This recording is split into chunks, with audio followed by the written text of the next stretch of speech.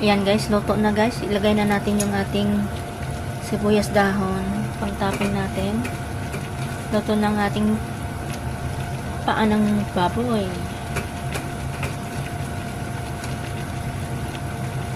Yan, lagyan natin siya ng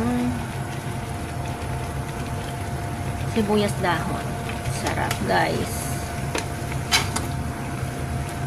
Wow! Super yummy! Sino bang naglalaway dyan? Tingnan mo yung ulam ko. Ang sarap. Paborito ko to. Yan guys, kain tayo guys. Luto na po ang ating paa ng baboy. May lotus root. Yan na guys. Chibuga na. Thank you for watching. See you next time guys. Payakap naman dyan.